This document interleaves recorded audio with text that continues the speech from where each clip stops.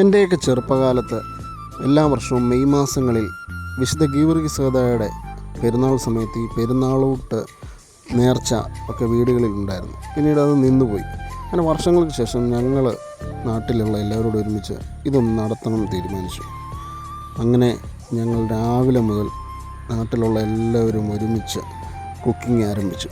വൈകിട്ട് 7 മണിക്കാണ് പ്രോഗ്രാം. അപ്പോൾ എല്ലാവരും, സ്ത്രീകളും പഴയ തലമുറയിലുള്ളവരും പുതിയ തലമുറയിലുള്ളവരും എല്ലാവരും ഒത്തൊരുമിച്ച് അവരുടേതായ ജോലികൾ ഭംഗിയായിട്ട് നിറവേറ്റി. ഈ വീഡിയോ തന്നെ ഞാൻ കഴിഞ്ഞ മെയിലെടുത്തതാണ്. പക്ഷേങ്കിൽ എനിക്ക് എഡിറ്റ് ചെയ്തിപ്പോഴാണ് സമയം കിട്ടിയത്.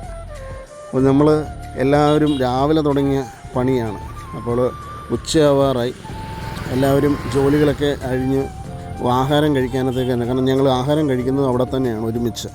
എന്നുവെച്ചാൽ ഞങ്ങൾ കുക്ക് ചെയ്യുന്നിടത്താകുമ്പോൾ എല്ലാവർക്കും വീട്ടുകളിൽ പോകാതെ തന്നെ അവിടെ തന്നെ ഒരുമിച്ചിരുന്ന് ഭക്ഷണം കഴിക്കാം എന്ന്, സമയവും ലാഭം എന്ന് ചിന്തിച്ചുകൊണ്ട് എല്ലാവരും ഒത്തൊരുമിച്ചിരുന്ന് ഫുഡ് കഴിച്ചു. ഉച്ച കഴിഞ്ഞപ്പോഴത്തേക്കും നമ്മുടെ ഇറച്ചിക്കറി നല്ല അടിപൊളിയായിട്ട് തിളച്ചങ്ങോട്ട് വന്നിട്ടുണ്ട്. വെന്ത് റെഡി ആയിട്ടുണ്ട്. തൊട്ടപ്പുറത്ത് തന്നെ പായസം തിളച്ച് അതും മറിയുകയാണ്. അതും ഏകദേശം വെന്തു. അത് വാങ്ങിയും വെച്ചു. ഇനിയിപ്പോൾ മെയിൻ കാര്യം നമ്മുടെ അപ്പം ചുടൽ തന്നെയാണ്. അത് എല്ലാവരും നല്ല സ്പീഡിൽ തന്നെ അപ്പങ്ങൾ ചുട്ടെടുക്കാൻ തുടങ്ങി. കാരണം സന്ധ്യയ്ക്ക് മുമ്പ് നമുക്കിതെല്ലാം തീർക്കണം. വൈകിട്ടായപ്പോഴത്തേക്ക് പ്രാർത്ഥനകളോടുകൂടിയും നമ്മുടെ നല്ല വെടിക്കെട്ടോടുകൂടിയും നമ്മൾ പ്രോഗ്രാം ആരംഭിച്ചിരുന്നു.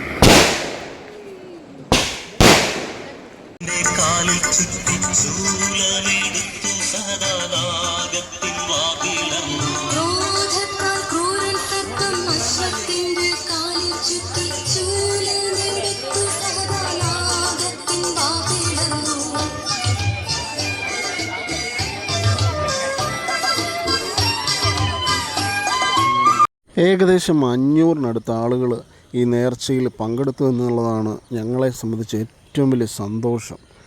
നമുക്ക് എല്ലാ വർഷവും ഇത് ഭംഗിയായി നടത്തണം എന്നുള്ള ഒരു ഊർജ്ജവും ഇത് പകരും. അടുത്ത വർഷവും ഭംഗിയായി ഇത് ചെയ്യുവാൻ ഗീവർഗീസ് സഹായിക്കട്ടെ.